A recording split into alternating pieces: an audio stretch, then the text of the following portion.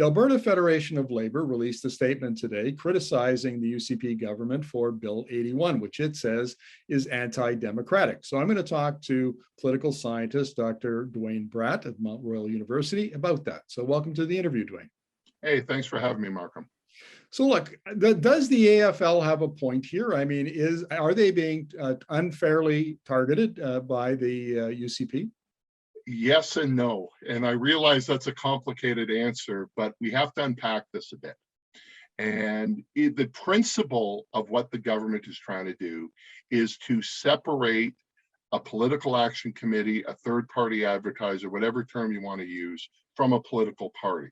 So since 2015, the NDP came in and they brought in campaign financing rules, which put a limit on how much money individuals could donate to parties and also prevented all corporate and union donations to parties.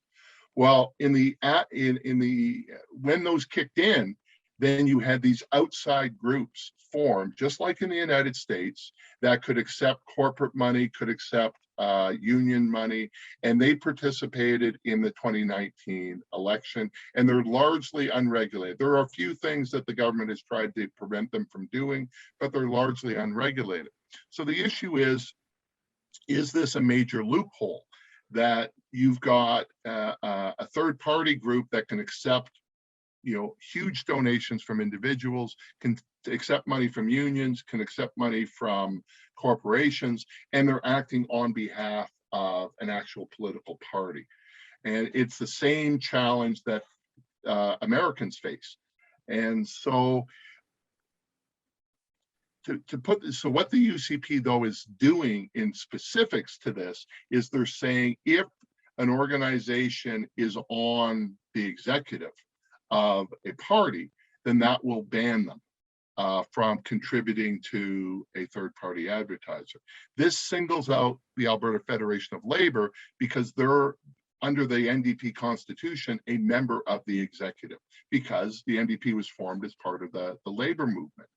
And in fact, during the 2019 election, in the platform of the UCP, they refer to this explicitly as an AFL loophole.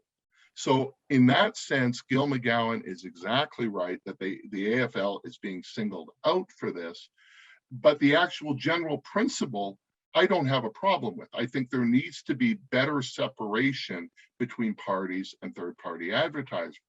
The question is, how do you go about doing it? So they're going to say it's up to the elections commissioner, who is appointed by the government, in this case, the UCP, will determine what constitutes coordination. Now, the AFL sitting on the executive of the NDP, that's really easy to say and disqualify them. But what about a third-party group that is largely funded by, let's say, Edmonton auto dealers? And some of those Edmonton auto dealers are sitting on constituency associations of the NDP or of the UCP. Is that the same thing? I think it is, but that's up to the elections commissioner to determine who's chosen by the UCP. So the general principle, fine. How it's going to operate in practice, I think they are trying to single out the AFL. And then it gets to a question of what about participating members of the AFL, right? So are independent unions who are themselves connected to the AFL, and the AFL is connected to the NDP, are they going to be banned from contributing to third-party advertisers? Now, this is an example of an ostensibly neutral policy that has differential partisan aspects. And the NDP is not entirely guiltless here. When they brought in their campaign finance reforms, which I supported and many others did, they banned corporate and union donations. That on the surface looked fair, except the unions never donated nearly as much money as corporations did. So this actually hurt the Progressive Conservative Party of Alberta, which is why the Wild Rose Party, which was the opposition at the time, supported it. So both of these are examples of neutral policies that have differential partisan impacts. How serious is this, Duane? Because I mean, McGowan and the AFL in their statement today were pretty adamant that this is taking Alberta down a dark road. And, I don't, I had an interview with you not that long ago where you called the UCP the most incompetent government in Alberta history. Yeah. I mean, this, and then we have, the RCMP investigation from the nomination process. I mean, if I was an Albertan looking at this, I'd suspect skullduggery. Well, and it's because there's a lack of trust, right? And the very fact that it was labeled in the election platform as the AFL loophole, the very fact that they campaigned on removing the AFL, I think gives them a strong case, even if you look at the bill that looks neutral. And so if this gets challenged in court, and I think it would be, they're going to bring up those arguments. On the other hand, a simple answer would be to just sever all formal ties between the Alberta Federation of Labour and the New Democratic Party, right? If that happened, the AFL would still be supporting the NDP. They just wouldn't be part of the NDP. Just like car dealers and CAP generally support the United Conservative Party, but they're not formally part of the United Conservative Party. McGowan has rejected that, but that would be a simpler answer. So I have a feeling this will go to court. If it passes, well, it will pass because the UCP has a majority. And I think the court is going to look at not just the language of the law, but the rhetoric around the law, going back to the election campaign. Now, you also have some concerns about nominations. Yeah, so this has been a major issue within the Conservative Party, that they don't want Elections Alberta to have any say over party nominations, in the sense of rules around who can contribute, how much they can contribute, how much they can spend, these sorts of things. They make the case that parties are independent private groups, so they shouldn't be governed by election laws. Instead, election laws should focus on actual general elections. That's a legitimate argument, except for a couple things. We've had a history in this province of one-party rule, where winning the nomination is tougher than winning the general election. And so winning the nomination, lots of nasty things can occur. And I will refer to the UCP leadership race of 2017, which is still being investigated by the RCMP, where Jason Kenney set up a kamikaze candidate by the name of Jeff Callaway to attack Brian Jean, and then at the end drop out of the race and endorse Kenney. This is all well known. In addition, the Callaway campaign has been fined tens of thousands of dollars by Elections Alberta for violating those rules. So, for example, there is no corporate donations. One of the things that happened is there was a corporate donation where they tried to divvy it up amongst 15 individuals.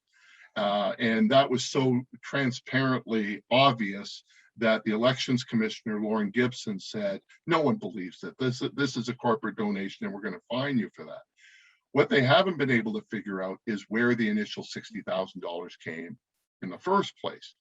Did this come actually from groups supporting Kenney? So you can see all of this shenanigans going on about why it's important that an independent elections body look at how nominations are paid for and funded and going forward. On the issue of loopholes, there's an even bigger loophole here.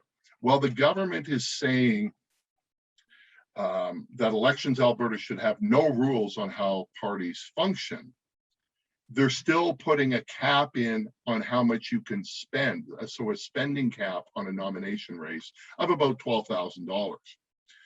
So they're already admitting that they can restrict what parties do, but there's no restriction on how much money you can raise and how. So it could come from a union donation, it could come from a business, it could be someone writing a $50,000 check. Now, you would say, well, it doesn't matter if they can raise $80,000, they can only spend 12. but then you can retransfer that back to the main party. You can transfer that to other candidates in the party, and no one knows where that money came from. So it's an even, if we talk about the Alberta Federation of Labour loophole, as we did earlier, this is an even bigger loophole that you could donate, Markham, $100,000 to my nomination race. I spend 12,000 and then donate the extra 88,000 back to the party, in complete violation of the principles of election finance reform. Well, here's what it looks like to a non-political scientist, Duane, and that is that a party that is well known for its shenanigans has written up a clever bill that appears to be neutral, but that has all sorts of backdoors and loopholes and so on that it is best positioned to exploit, and also that it can use against its political enemies, like the Alberta Federation of Labour. Is that a fair characterization of it? That is a fair characterization of it. And you also have to put this in the context of current fundraising right now. So we know the 2020 fundraising numbers in Alberta, and we know the first 3 quarters of 2021. The NDP has a lead of close to $3 million over the UCP, which is absolutely remarkable, because most conservative parties should raise more money than a social democratic party. Most governing parties should raise more money than a opposition party, and they're not. And they're not because it requires lots and lots and lots of people to donate money at $1,000 or $1,500 or $500 or $250. Where the UCP is best positioned is what the old Progressive Conservative Party was, which is large donations by a handful of people. And probably the most notorious of this was in the late stages of the 2012 election campaign. Daryl Cates donated close to $400,000 to the Progressive Conservative Party, but he divvied it up with his wife and his secretary and his kids. And we want to get rid of that sort of garbage. And so these changes to fundraising, I think, are tied in the fact that the NDP is kicking the UCP's butt in raising money, because you don't allow one person or a group of people or companies to intervene. It requires getting a whole bunch of people at $250 instead, and the NDP is doing better at that. Duane, always appreciate your insights. Thank you very much for this. You're welcome, Markham.